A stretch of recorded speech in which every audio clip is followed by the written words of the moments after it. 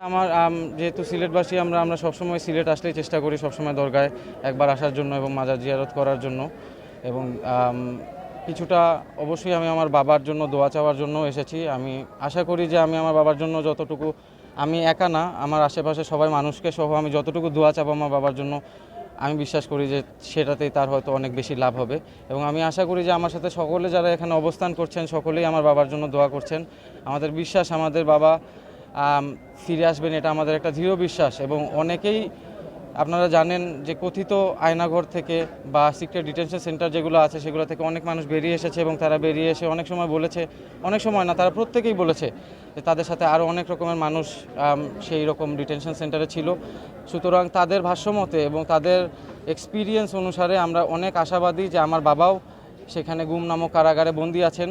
আমি জানি যে এই সরকারের অনেক সদিচ্ছা আছে এই গুম হওয়া মানুষগুলোকে ফিরিয়ে আনার জন্য। এই জন্যই তারা আন্তর্জাতিক আইনটি র্যাটিফাই করেছে এবং সেই সাথে একটি কমিশনও গঠন করেছে। আমি আশা করব এই কমিশনের সাফল্য যাতে বয়ে আনতে পারে তারা সততার সাথে এবং কষ্টের সহিত। একটা জিনিস জানতে চাইবো, আসলে গত কয়েকদিন থেকে, এটা আপনি নিশ্চয়ই নিজেও জানেন, আপনাদের এলাকায় একটি দোয়া মাহফিল হয়েছিল যেটা আপনার চাচা নাকি করিয়েছেন আপনার বাবার সুস্থতা কামনা করে। আসলে এটা নিয়ে জনগণ আমাদের আসলে এরকম সিঙ্গেল মানে কোনো আলাদা করে কোনো দোয়া মাহফিলের ব্যাপারে আমাদের জানা নেই। আমাদের সব জায়গায় আমরা চেষ্টা করেছি দোয়া মাহফিল করার জন্য, দেশ এবং বিদেশে। আপনারা জানেন যে লন্ডনের হোয়াইট চ্যাপেল থেকে শুরু করে ব্রিকলেন এলাকা থেকে শুরু করে বাংলাদেশের বিশেষ করে সিলেটের শাহজালালের মাজার, শাহপরানের মাজার এবং বিভিন্ন রকম মাদ্রাসায় সকল জায়গায় তার জন্য দোয়া করা হয়েছে। সুতরাং এটি একটি কালেকটিভ উপায়ে দোয়াটা করা হয়েছে, সকলে সম্মিলিতভাবে। এখানে কোনো আলাদা করে কোনো এলাকায় দোয়া করানো হয়নি। আমাদের পরিবারের পক্ষ থেকে এবং আমাদের নেতাকর্মীদের পক্ষ থেকে সিলেটের প্রত্যেকটি জায়গায়, শুধুমাত্র মাদ্রাসা না, মাজার না, প্রত্যেকটি মসজিদেও দোয়া করানো হয়েছে এবং সেই দোয়াতে আমরা অবশ্যই শরীক থাকার চেষ্টা করেছি যে যেখানে পেরেছি। এবং আমরা আশা করব যে আপনারা সামনে থেকে যখন আমার আব্বার জন্য দোয়া করা হবে আপনারা সকলেও যে যার জায়গা থেকে শরীক থাকার চেষ্টা করবেন।